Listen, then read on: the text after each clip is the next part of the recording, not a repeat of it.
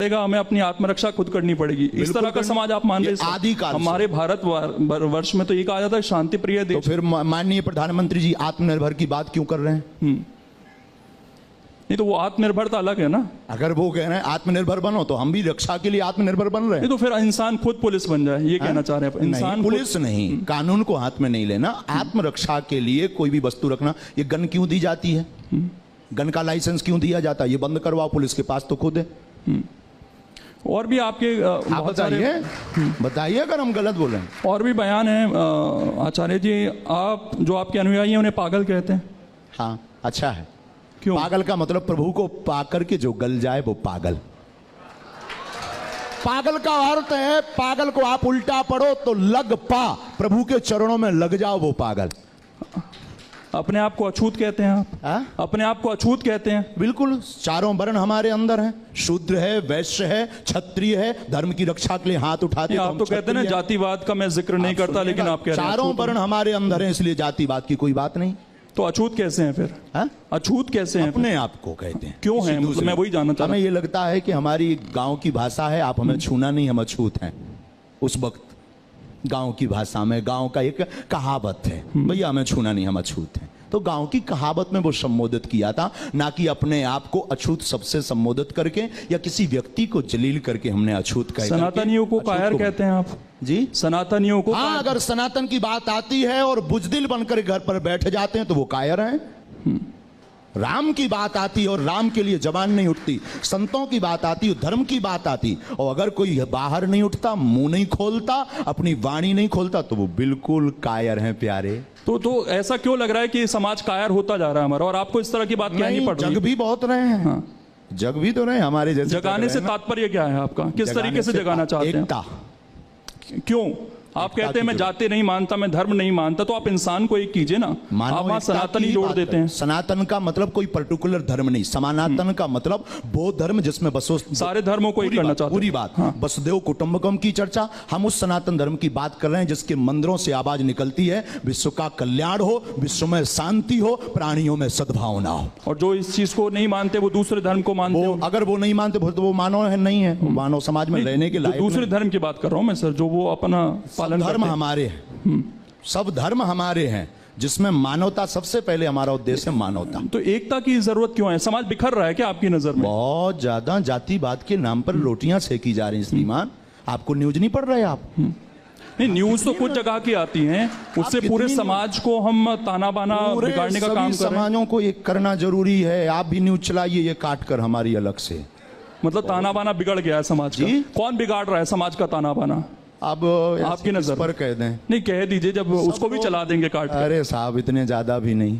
नहीं चला देंगे आप बोले कौन बिगाड़ रहा है ताना बाना, जिसको एकता की जरूरत पड़ रही है? श्री गणेश हम आप कर रहे हैं, श्री गणेश हम आप हम बिगाड़ रहे हैं।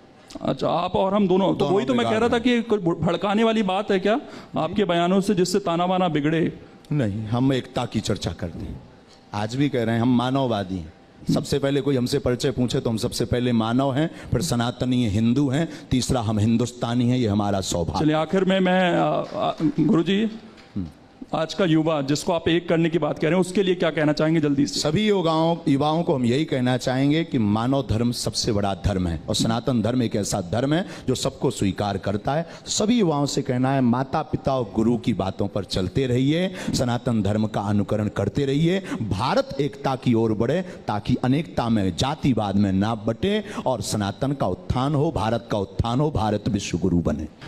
शास्त्री जी, महज 26-27 साल की उम्र और लाखों फॉलोअर्स, इसे कैसे देखते हैं? कभी एहसास हुआ था कि इतनी कम उम्र में इतनी फैन फॉलोइंग हो जाएगी, इतने भक्तगण हो जाएंगे आपके, और उनकी समस्या का निदान कर रहे होंगे आप? जय श्री राम, जय बागेश्वर धाम की। इन सब पर कृपा, ईश्वरीय कृपा होती है। हम आप कोई नहीं होते हैं जो चुन सकें कि हमें कौन सा कार्य करना है। ईश्वर पहले से चुनता है कि किससे क्या कार्य करवाना है। ये बालाजी की कृपा और साथ में हमारे दादा गुरु का आशीर्वाद। तो बालाजी की कृपा से एक ब्राह्मण परिवार में दास का जन्म हुआ, तो वहाँ से यह परंपरा पर दरबार की, कथा की, आदि की प्रारंभ हुई। फिर दादा गुरु ने हाथ पकड़ करके बालाजी के चरणों में लगा दिया, तो निरंतर मानव सेवा में लगे हुए हैं। तो हमें लग रहा कि ये किसी व्यक्ति की सोच से ये कार्य निश्चित नहीं होता। ईश्वर स्वयं निश्चित इसको करके भेजता है कि किससे क्या करवाना है। अभी बहुत सारी चीजें मन में चल रही होगी, इतने सारे लोग सामने बैठे हैं आपके। कभी नहीं, अब आदत हो गई। अच्छा, इससे ज्यादा की आदत हो गई है वैसे। हाँ, ज्यादा की आदत हो गई तो कम है। लेकिन हमारे लगा साथ। 2 साल में एक बहुत बड़ा बदलाव आ गया। आप कहते हैं कि एक अभाव का जीवन था, प्रभाव का जीवन है। कैसे देखते हैं इसको? और कोरोना के टाइम से सोशल मीडिया आते ही एकदम आप बहुत तेजी से वायरल हुए हैं। दरबार परंपरानु अंतर्गत विगत 3 पीढ़ी से चल रहा। हमारे दादा गुरुजी भी चलाते थे, दरबार लगाते थे, परंतु उस वक्त मीडिया वो नहीं आते थे, ना उसका उपयोग करते थे। हमने दरबार भी प्रारंभ किया, दादा गुरु की प्रेरणा की, जो उन्होंने आदेश दिए थे वह सेवा भी प्रारंभ की।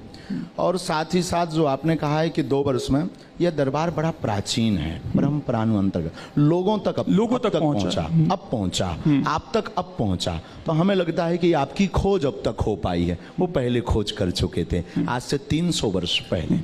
आपने कहा कि ईश्वर की शक्ति है, मैं कुछ नहीं हूँ, तो ईश्वर ने आपको क्यों चुना? ये एक जहन में सवाल आता है लोगों के। कुछ रहा होगा, आपके दादा गुरु का आप जिक्र करते हैं, आपका परिवार भी बहुत लंबा है, आप बताते हैं कि आप टोटल 10 भाई हैं, चाचा के मिला। हाँ, चाचा के मिला, कजिन सभी मिला। तो आपको क्यों चुना? ये दादा, अब इस बात पर जवाब दे पाना बड़ा मुश्किल है। ये गुरु की कृपा है। हम लोग कई बार कोशिश करते हैं, हम लोग कई बार कहते हैं कि हमने गुरु को चुना, पर हकीकत ये होती है कि गुरु स्वयं देखता है कि किसको हमें पकड़ना है। तो 10 भाइयों में गुरुदेव ने हमें पकड़ा, ये हमारा सौभाग्य है। अब इसका जवाब हमसे बेहतर तो हमारे दादा गुरुजी दे सकते थे, लेकिन उनका शरीर तो नहीं है, पर सूक्ष्म रूप में उनके संस्कार हमारे पास हैं। लेकिन इसका जवाब हम यही देंगे कि गुरु की विलक्षण सोच थी, गुरु की कृपा थी, और शिष्य के पास तो सिर्फ समर्पण के अलावा कुछ नहीं बचता, वो हमारे जीवन में है। तो ये जो अभाव से प्रभाव तक की जर्नी रही है, सोचा था कभी ऐसा इस तरह की चीज?